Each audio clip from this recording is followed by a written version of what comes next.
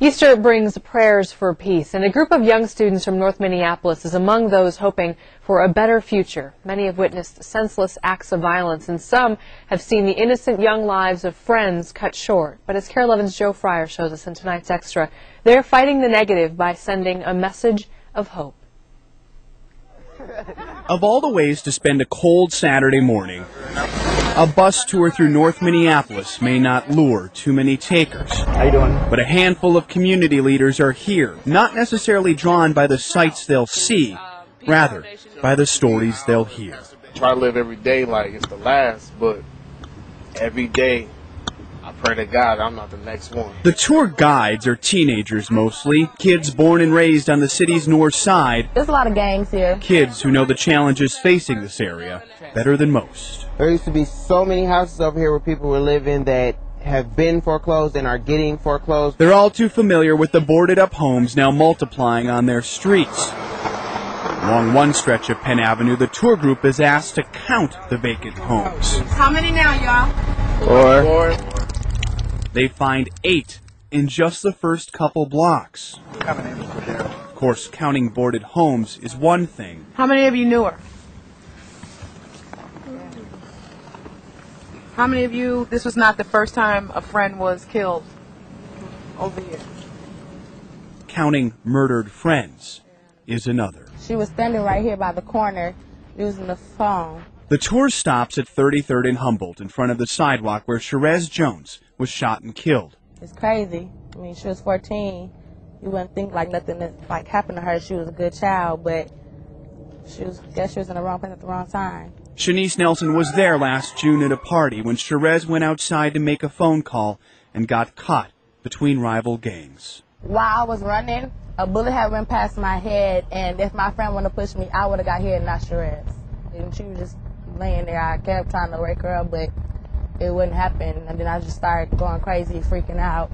Sherez was by no means the first friend they've lost. Last year, September 2nd, 2006, my friend Courtney Brown got shot over his jersey.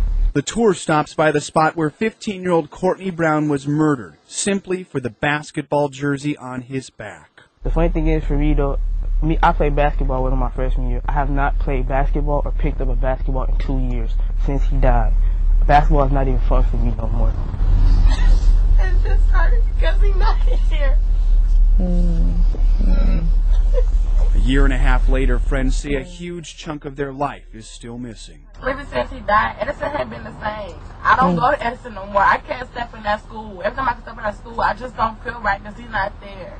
So much loss. It could have ruined these kids. Instead, it has empowered them. They formed a group recently called Northside Youth Standup. And here we have youth who, they know people, they've mourned themselves, but they've said enough is enough. Perhaps no one knows the problems facing North Minneapolis better than them. They all understood. Really it is for us to spend a little time looking through their eyes, to see what they see and to feel what they feel and to hear what's important from them. Last month, they even went to the state capitol to meet with lawmakers. Talk to everybody that you can see today and tell them your story.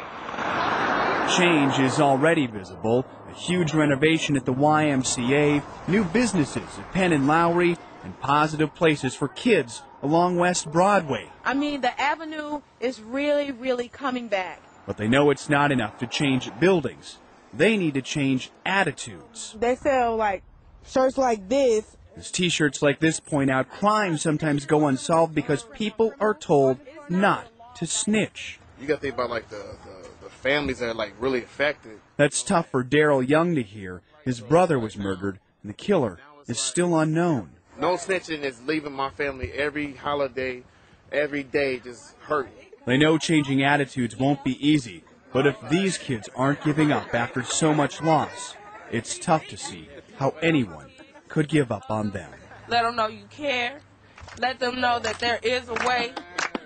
For the KARE11 News Extra, Hats off to Northside Youth Standup. I'm Joe Fryer.